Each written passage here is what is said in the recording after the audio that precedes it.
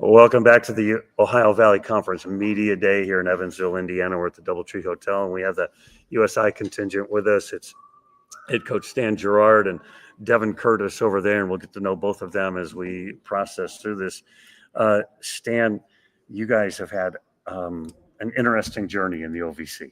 Yes. And so I'm just wondering, after a couple of years now, how do you see your spot there? It's been a little bit of a journey. Yeah, it has, and rightfully so. We make the transition from Division II to Division I, and wasn't playing for anything from a postseason standpoint. Right. And it made it hard to get the right guys in and get guys to commit to something where they're not playing for anything but a regular season and a conference tournament.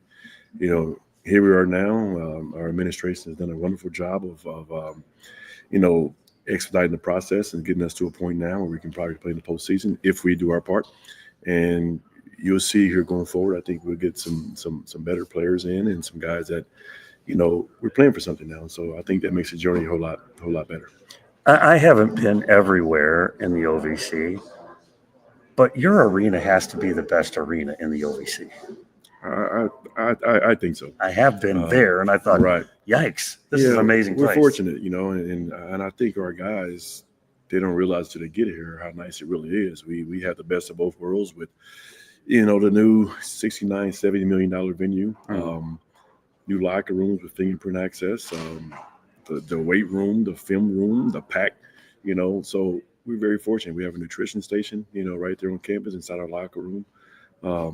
We have everything for success, that for success right in front of us. We just have to do a great job of taking advantage of it. Such a great place. Devin, why number 13? Just been my number since middle school, really. Came in middle school to high school, transferred in, played JV, and that was the first number I got. And 13 just kind of stuck with me. I just like Paul George. And then James Harden was like, why you pick, as a kid, you like 32 or 24. Like, why'd you pick it? I was just, those two were great players at the time, especially James Harden being on the Rockets. And then 13 just stuck with me. That was my brand. Tell me how you ended up at Southern Indiana and why you ended up at Southern Indiana. How was with, of course, entering the transfer portal, and then I got a connection from my coach, my high school coach, Coach Pookie Wigington, connecting me with Stan, and then why it was just everything aligned with my goals. Coach Stan, I told Coach Stan what my goal was to be a defensive anchor and kind of be just really try to win DPOY, which is a hard goal, but I feel like it's achievable with the trust he's instilling in me, and then as well as that's really why, just being a great coach and everything aligned. Nobody wants to come be the defensive player of the year. Come on. I mean, like who appeals to the coach and says, I want to play defense? I'm sure in the back of his mind he wants to score a few points as well. But he's been doing a wonderful job as of late of protecting the rim. Just piggybacking on, I don't think Devin knows this, but when I first made the recruiting call to him, I'm talking with his dad on the phone. I was in Georgia talking to his dad on the phone in the hotel lobby. And we started, connecting the dots. And his dad coached one of my former players in China, Darius Adams.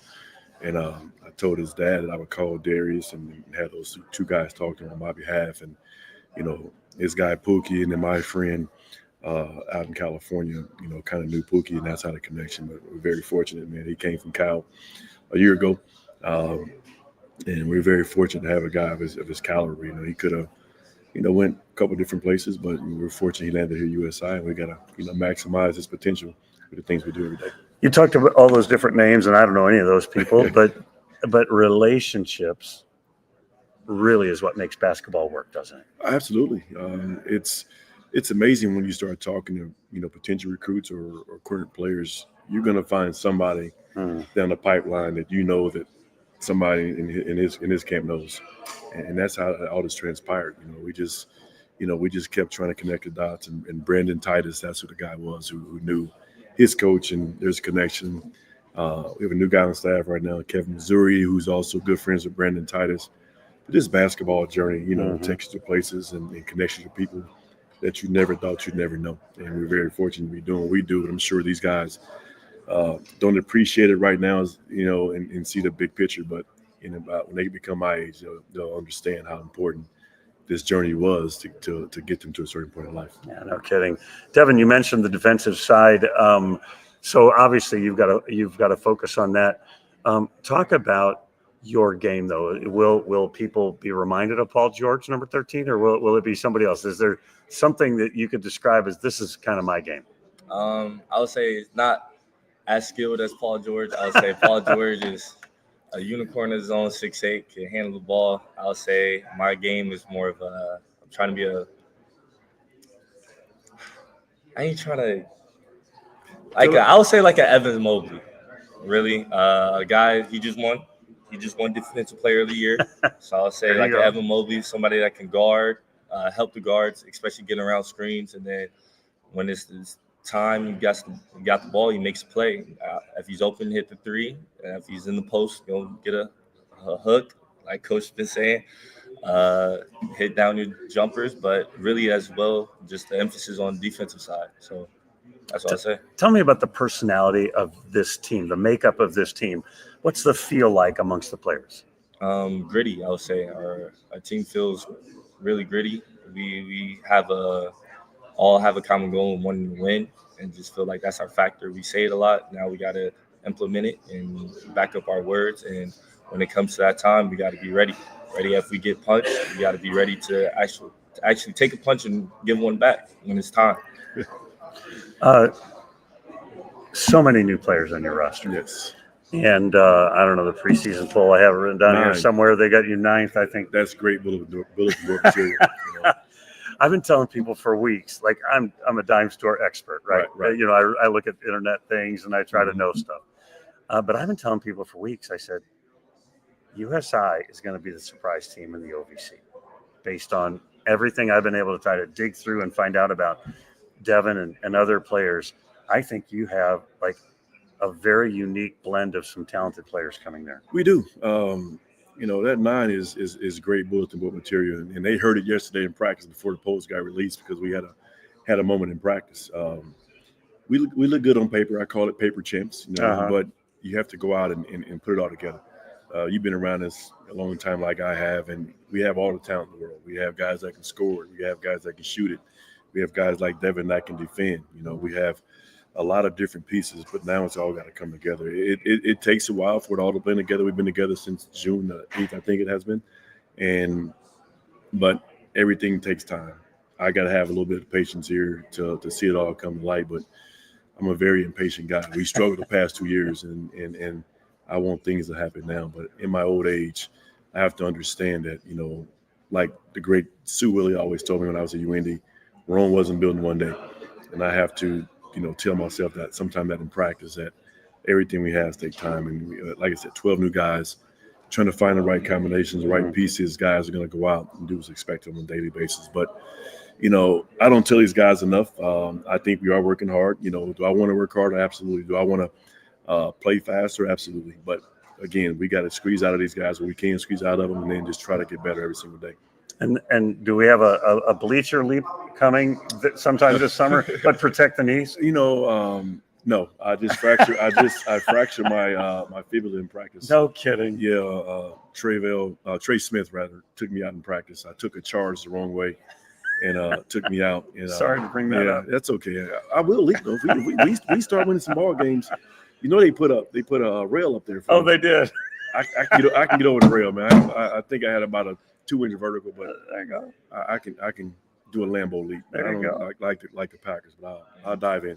Well, while on that topic, your thoughts about Coach Pearl retiring? Man, too soon. But I respect the heck out of Coach Pearl, as you know, and what he's accomplished here in Southern Indiana, Wisconsin, Milwaukee, Tennessee, and here at Auburn.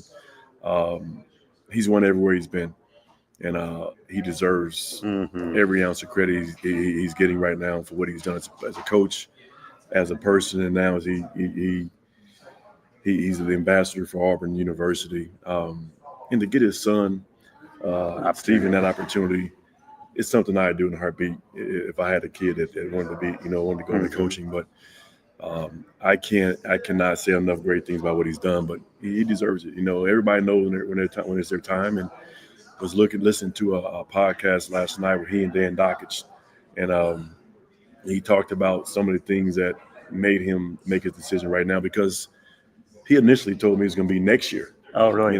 Not this year. And it's funny, I was texting him the morning of when it all happened, and he didn't mention it because he was busy trying to retire, make the announcement rather. A few hours later, I get a message that he's out. Then I text him like, "What the heck, coach?"